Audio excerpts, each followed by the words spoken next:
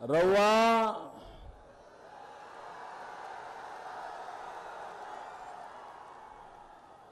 सब लोग इनके प्रणाम करता ने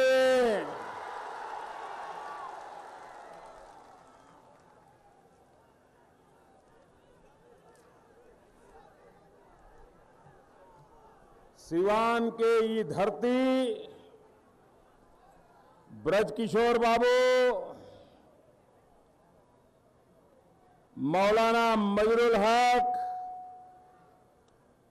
प्रभावती देवी जैसन देशभक्त संतान के जन्म देलन जापन देश के खातिर सर्वस्व न्योछावर कर देलन।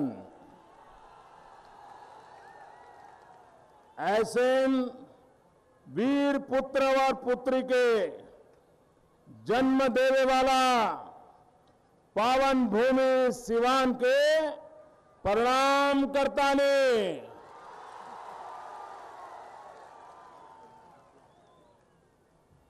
मंच पर विराजमान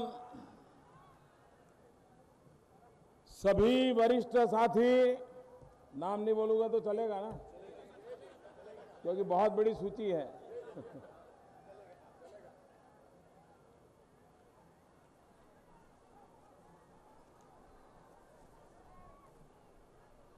इस चुनाव में आपके आशीर्वाद से विजय श्री की ओर जो उम्मीदवार प्रस्थान कर रहे हैं उसमें से जो यहां मौजूद है, ऐसे गरिया कोटी से भाजपा के उम्मीदवार श्रीमान देवेश कांत सिंह, दरोदा से भाजपा के उम्मीदवार श्रीमान जितेंद्र स्वामी, बड़हरिया से भाजपा के उम्मीदवार श्रीमान बच्चा पांडे, रघुनाथपुरा से भाजपा के उम्मीदवार श्रीमान मनोज कुमार सिंह, महाराजगंज से भाजपा के उम्मीदवार कुमार देवरंजन सिंह, दरौली से भाजपा के उम्मीदवार श्रीमान रामायण मांझी, जिरदोई से भाजपा के उम्मीदवार श्रीमती आशा देवी, सिवान से भाजपा के उम्मीदवार श्रीमान व्यासदेव प्रसाद। मेरे साथ बोलिए भारत माता की। ये जो वीर पुरुष उस कंधे पर खड़े हैं, उनसे मेरी प्रार्थना है कि आप नीचे आ जाइए।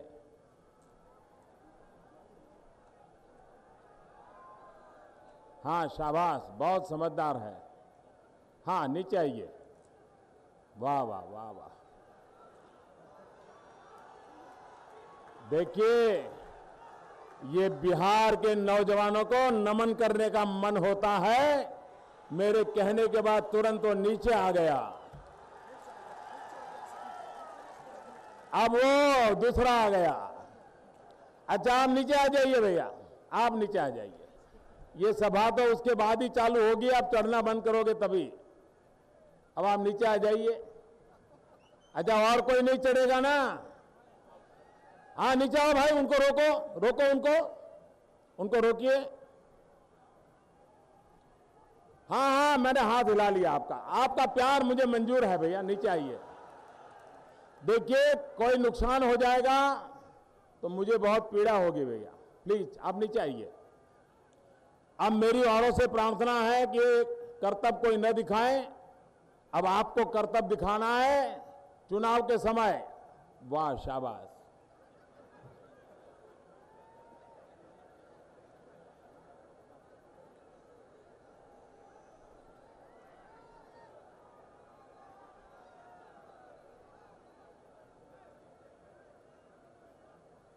मैं बोलना शुरू करूं?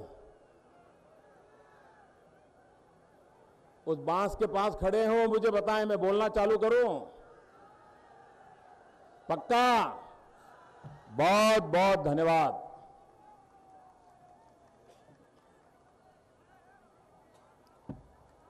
कभी कभी ऐसा साहस बहुत बड़ा नुकसान कर देता है भैया।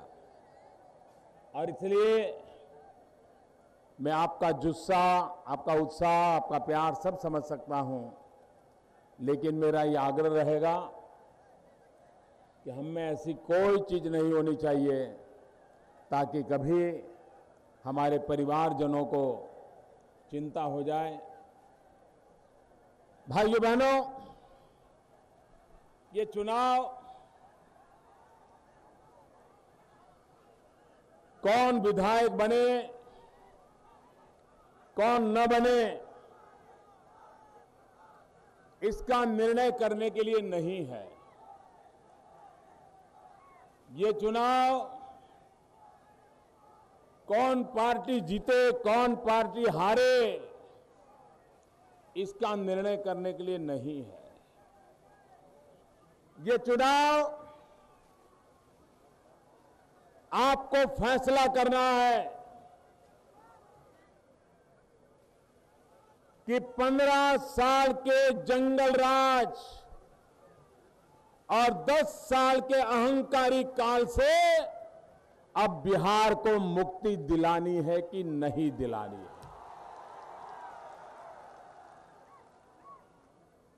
फैसला करना है अब बिहार को आगे ले जाना है कि बिहार को और पीछे धकेलना है। बिहार अगड़ा हो कि बिहार पिछड़ा हो। भाइयों बहनों, वे लड़ाई लड़ रहे हैं बिहार पिछड़ा रखने की। मैं जी जान से लगा हूं बिहार को अगड़ा बनाने के लिए, आगे ले जाने के लिए। भाइयों बहनों, अब भैया आपका उत्साह बहुत अच्छा है, बहुत प्यार, बहुत प्यार। थैंक यू भैया। भाइयों बहनों,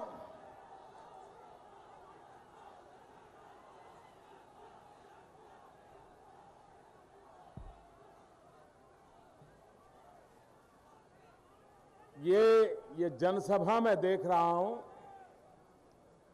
हमने चुनाव बहुत लड़े हैं, बहुत चुनाव ऑर्गेनाइज किए हैं,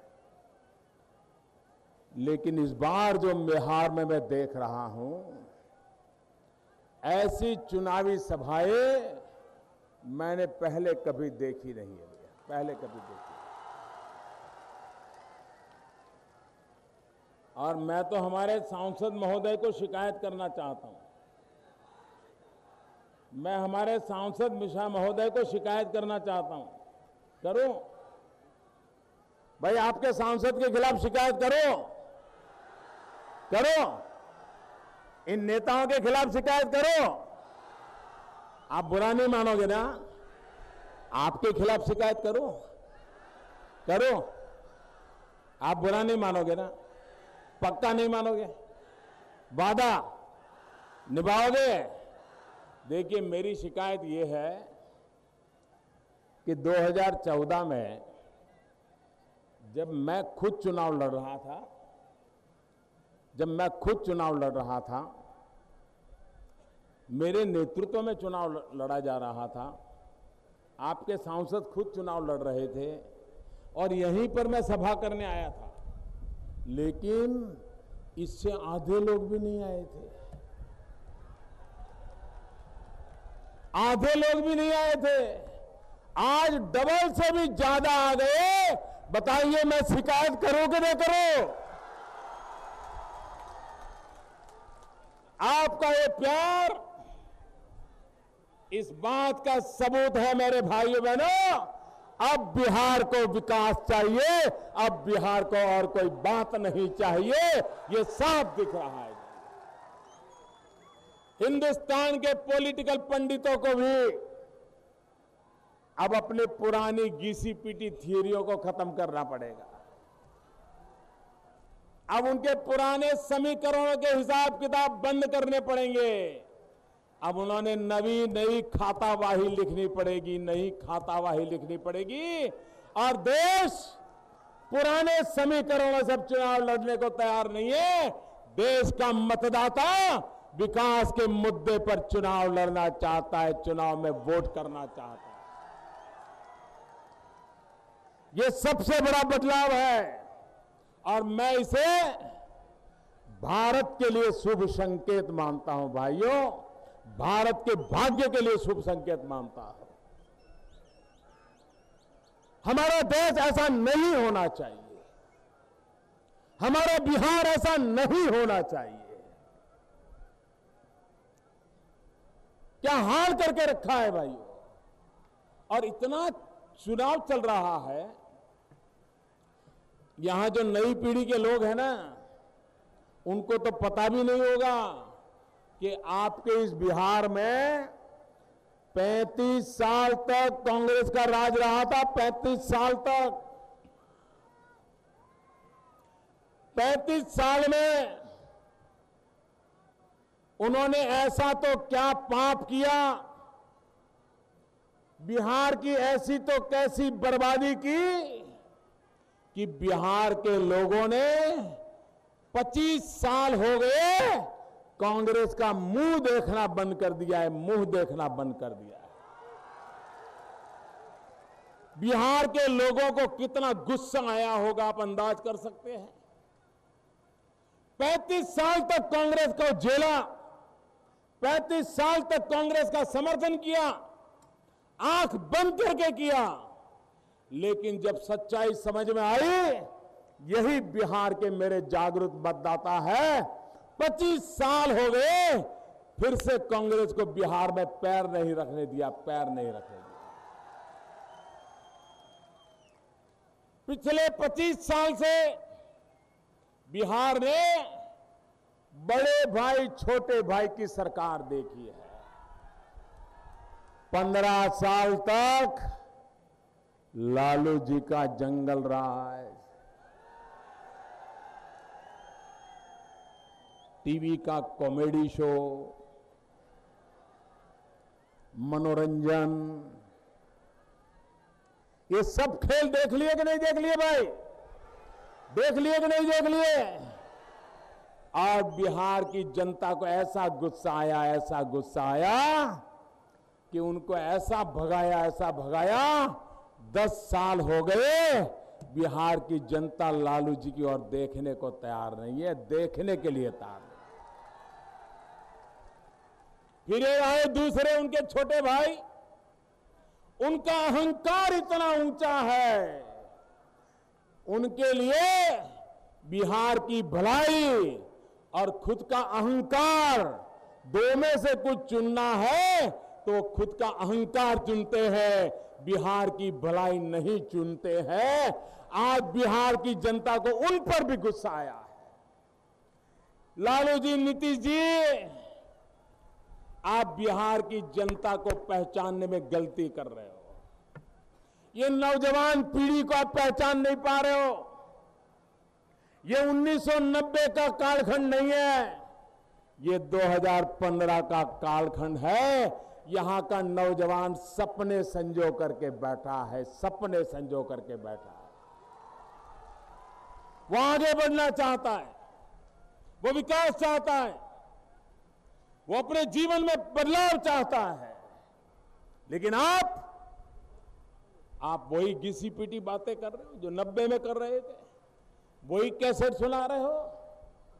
आपने 2-2 पीढ़ी तबाह कर दी है, 2-2 पीढ़ी तबाह कर दी है। 25 साल में 2-2 पीढ़ियों को विनाश करने वाले लोगों को अब बिहार की जनता इन तीनों लोगों को एक साथ भगा देने वाली है और आने वाले 50 साल तक पैर नहीं रखने देगी, ये मेरा पूरा विश्वास है।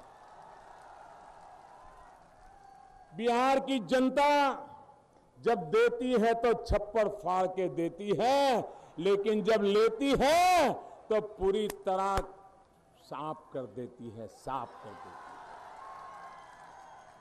है। इस चुनाव में बिहार का ये मिजाज है। 60 साल जिन्होंने बिहार को तबाह किया है, 35 साल तक मैडम सोनिया जी ने, 15 साल तक लालू जी ने, 10 साल तक अहंकारी नेता ने, इन 60 साल वालों को हमेशा हमेशा के लिए विदाई करने का फैसला इस बार बिहार ने कर लिया है और इसलिए मैं बिहार को अभिनंदन करने आया। भाइयों बहनों, मैं तो साफ देख रहा हूं, ये मिजाज, इसे कोई जनसभा कह सकता है क्या? कह सकता है क्या? इसको कोई रैली कह सकता है क्या? इसको कोई रैली कह सकता है क्या? अरे इसको कोई रेला कह सकता है क्या?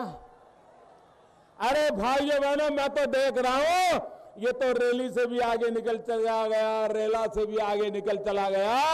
ये तो परिवर्तन का मेला है, मेला, परिवर्तन का मेला। और इसके कारण उनके हाल और बिगड़ते जा रहे हैं। आजकल डेली लालू जी और नीतीश जी मीटिंग करते हैं, डेली रात को हिसाब लगाते हैं, बचेंगे कि नहीं बचेंगे, बचेंगे कि नहीं बचेंगे, किस कोने में बचेंगे, कौन बचाएगा, कैसे बचाएगा। और फिर निराशा आ जाती है, फिर सोचते यार कल तो जाना तो पड़ेगा, पब्लिक में ट्वीट भी करना पड़ेगा, प्रेस कॉन्फ्रेंस करनी पड़ेगी, जनता में जाना पड़ेगा, बोलो यार क्या करेंगे। फिर हिसाब लगाते हैं, फिर हिसाब लगाते हैं, फिर हिसाब लगाते हैं। लालू जी कहते हैं, नीतीश बाबू आप जरा कच्चे पड़ रहे हो, देखिए आज देखिए मेरा हिसाब, आज मैंने मोदी को 4 चाटे मार दिए। तो नीतीश जी कहते हैं, नहीं नहीं लालू जी, आपके 4 चाटे का कोई मतलब नहीं, मैंने तो 5 चाटे मार दिए हैं। तो लालू जी कहते हैं, अच्छा ठीक है, कल सुबह होने दो, मैं मोदी को 6 चाटे मार दूंगा। तो लालू जी कहते हैं, नीतीश जी कह रहे हैं, नहीं मैं 8 मार दूंगा। दिन रात यही चल रहा है। वो कहता है मैं लालू मोदी को इतना चाटे मारूंगा, अहंकारी नेता कहते हैं मैं इतने चाटे मारूंगा। अरे मोदी को जितने चाटे मारते हैं मारते रहो, बिहार का भला करने की कोई बात तो करो, बिहार का भला करने की तो कोई बात करो। मोदी को कितनी बड़ी गाली दी, मोदी को कितना ज्यादा कीचड़ उछाला, ये चुनाव नहीं है। और लालू जी, नीतीश जी समझ लीजिए, जरा कान खोल करके सुन लीजिए, आप जितना कीचड़ उछालोगे ना, कमल उतना ही ज्यादा खिलने वाला है। जितना कीचड़ उछालोगे उतना ही ज्यादा कमल खिलने वाला है। मैं साफ देख रहा हूं भाइयों, इस बार बिहार 2-2 दिवाली मनाने वाला है, 2-2 दिवाली मनाने वाला है। एक दिवाली 8 तारीख को मनेगी जब चुनाव के नतीजे आएंगे, और दूसरी दिवाली 3 दिन के बाद मनेगी जो पूरा हिंदुस्तान मनाने वाला है। और इसलिए भाइयों बहनों, ये चुनाव विकास के लिए होना चाहिए, लेकिन उनके पास विकास के लिए कोई मुद्दे नहीं है। हमने बिहार का भाग्य बदलने के लिए एक 6 सूत्री कार्यक्रम निकाला है। 6 सूत्री कार्यक्रम निकाला है बिहार का भाग्य बदलने के लिए। 3 सूत्री है बिहार प्रदेश का भाग्य बदलने के लिए, और 3 सूत्री है बिहार के एक-एक परिवार का भाग्य बदलने के लिए। मेरे बिहार राज्य के लिए 3 सूत्र है: बिजली, पानी, सड़क। आप मुझे बताइए, बिहार में बिजली आती है क्या? बिजली आती है क्या? बिजली चाहिए कि नहीं चाहिए? अब बिजली के बिना जीवन संभव है क्या? बिजली नहीं है तो उद्योग लगेंगे क्या? उद्योग नहीं लगेंगे तो रोजगार मिलेगा क्या? बिजली नहीं है तो स्कूलों में कंप्यूटर चलेगा क्या? अच्छी शिक्षा मिलेगी क्या? मुझे बताइए। बिहार में बिजली की चिंता ही नहीं की गई। हमने तय किया है कि हम बिहार में 24 घंटे 7 दिन 365 दिन साल के अविरत बिजली देने का हमारा वादा है भाई, हमारा वादा।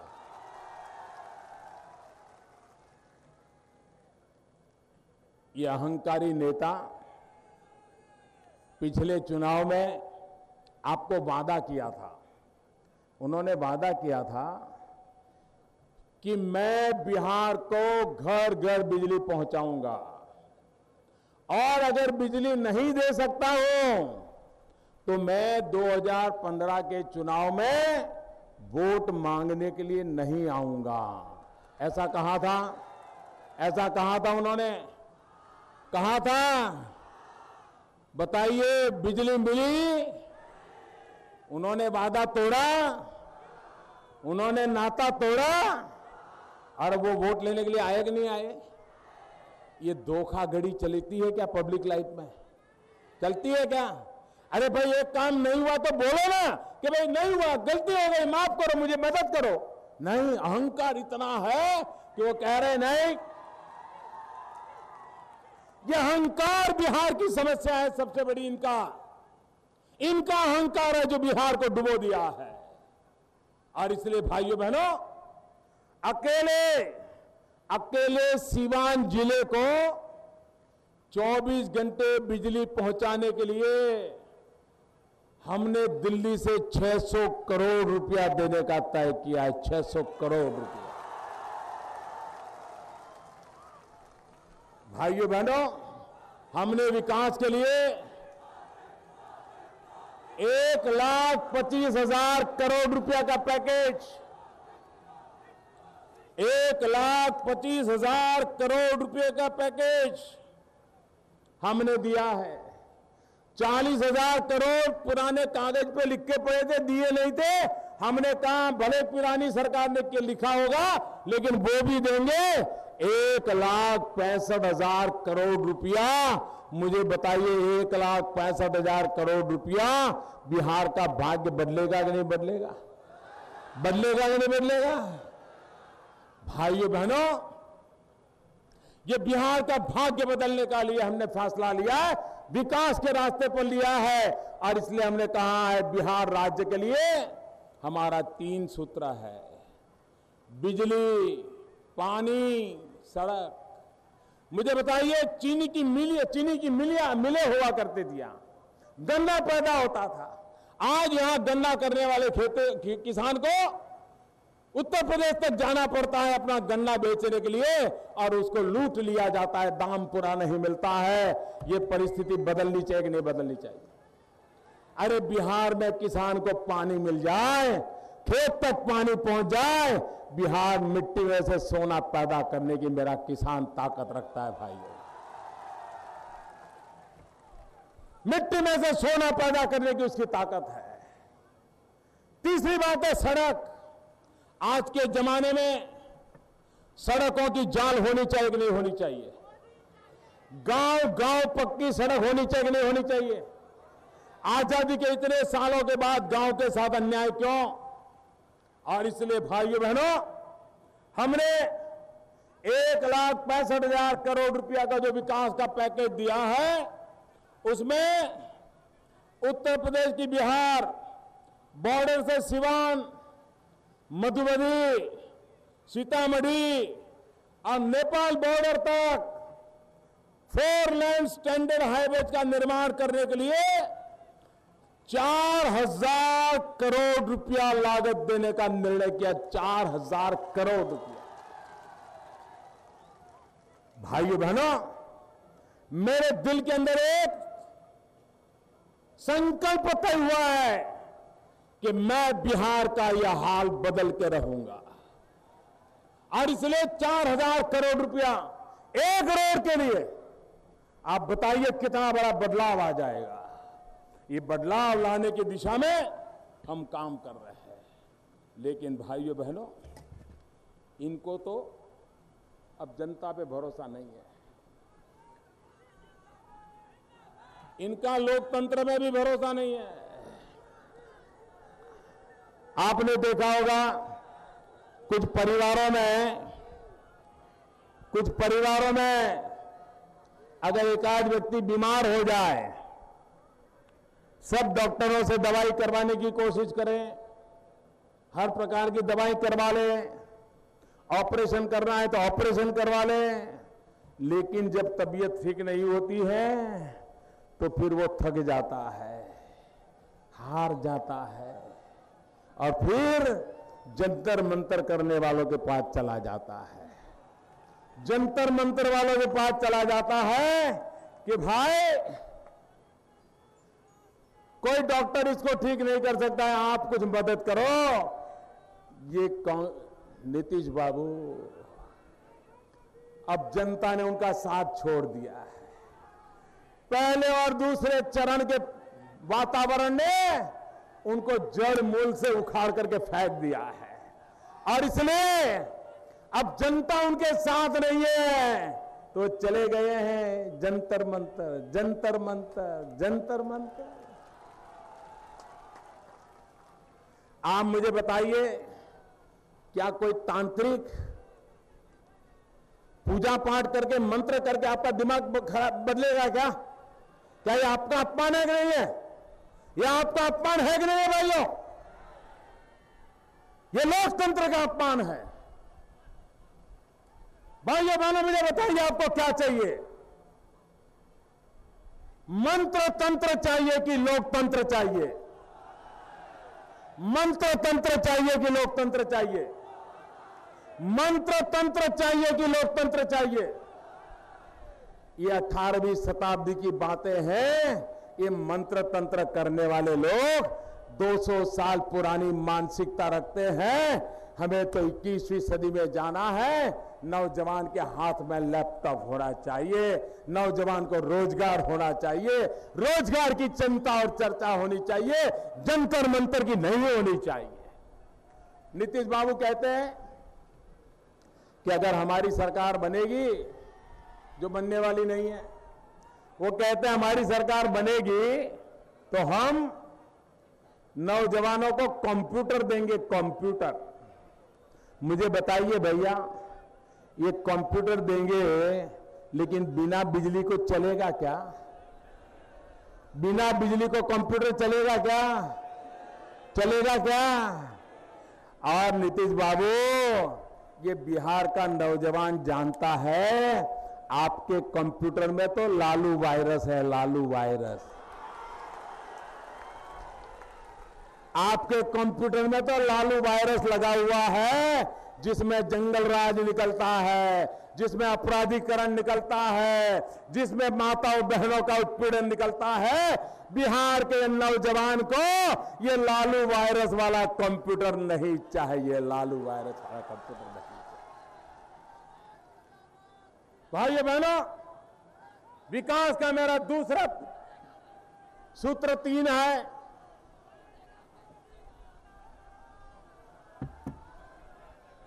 विकास में मेरे दूसरे 3 सूत्र हैं और वो 3 सूत्र है परिवार के लिए। आप मुझे बताइए, बिहार के परिवारों का भला हुए बिना बिहार का भला होगा क्या? होगा क्या? नहीं होगा ना। और इसलिए परिवार का भला होना चाहिए कि नहीं होना चाहिए? और इसलिए मेरा सूत्र है, बिहार के परिवारों की भलाई के लिए पहला है पढ़ाई, दूसरा है कमाई और तीसरा है दवाई। बिहार के हर बालक को पढ़ने का अवसर मिलना चाहिए। गरीब से गरीब बालक हो, बालिका हो, उसको अच्छे से अच्छी शिक्षा मिलनी चाहिए। बिहार के बालकों को पढ़ने के लिए बिहार छोड़ करके जाना नहीं पड़ना चाहिए। मां बाप को जमीन बेच करके बच्चों की फी भरने की नौबत नहीं आनी चाहिए। और इसलिए हमारा मंत्र है, बिहार के हर बच्चे को अच्छे से अच्छी पढ़ाई मिले। बताइए, पढ़ाई मिलनी चाहिए नहीं मिलनी चाहिए? दूसरा है कमाई। ये बिहार के अंदर नौजवान का पलायन हो रहा है कि नहीं हो रहा है? पलायन हो रहा है कि नहीं हो रहा है भाइयों? पलायन हो रहा है कि नहीं हो रहा है? ये पलायन बंद होना चाहिए कि नहीं होना चाहिए? नौजवान को रोजगार मिलना चाहिए कि नहीं मिलना चाहिए? यही बिहार में मिलना चाहिए कि नहीं मिलना चाहिए? और इसलिए मेरा दूसरा मंत्र है कमाई। दूसरा मंत्र है कमाई। भाई ये जरा इनको पीछे करो, पुलिस के मित्र इनको पीछे करो, इनको पीछे करो, पीछे करो इनको। ये सारे पत्रकार बैठे उनको लिखने के लिए बैठने दो, इनको ले जाओ पीछे, पीछे ले जाओ इनको प्लीज, उनको पीछे ले जाओ। ये पत्रकार सब बैठे उनको लिखने दीजिए। अब मैदान छोटा पड़ गया है, थोड़ी तकलीफ रहेगी, लेकिन अब थोड़ा सहन कर लीजिए भैया। तीसरा मेरा मुद्दा है, दूसरी बात मैं इसलिए कह रहा हूं, ये पलायन बंद होना चाहिए। बिहार के नौजवान को रोजगार यहीं पर मिलना चाहिए। और इसलिए भाइयों बहनों, मेरा तीसरा मुद्दा है दवाई। तीसरा मुद्दा है दवाई। गरीब बूढ़े मां बाप को दवाई मिलनी चाहिए, बुजुर्गों को दवाई मिलनी चाहिए, बुजुर्गों को दवाई मिलनी चाहिए। और इसलिए मेरे भाइयों बहनों, मैं आपसे आग्रह करने आया हूं कि बिहार में पढ़ाई हो, कमाई हो और दवाई हो। आज देखिए सिवान जिला अपराध की राजधानी बन गया है। अब यह सिवान को अपराध की राजधानी से मुक्त करना है कि नहीं करना है? यह राजधानी अपराध मुक्त बनाना है कि नहीं बनाना है? भाइयों बहनों, मुझे बताया गया कि इस इलाके में जो टिकटें बांटी गई, वो टिकटें, इस इलाके में जो टिकटें बांटी गई, वो टिकटें जेल में से बांटी गई है, जेल में से बांटी गई। जो टिकटें जेल में से बांटी जाती है, उस सिवान का भला कैसे करेंगे भाइयों? वो तो रोज जाकर के जेल में हाजिरी लगाएंगे। क्या बिहार को ऐसे नेता चाहिए?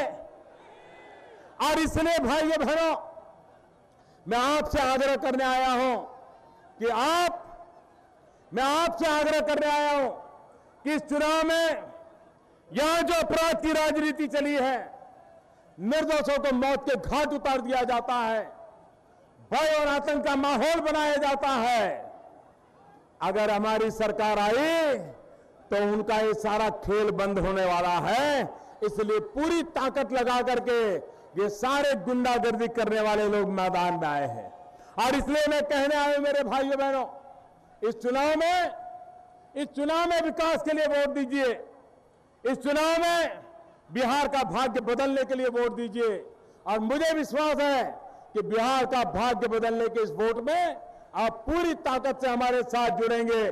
मैं सभी नेताओं से आग्रह करता हूं, आगे आइए, मेरे साथ बोलिए, भारत माता की, भारत माता की, भारत माता की। बहुत बहुत धन्यवाद।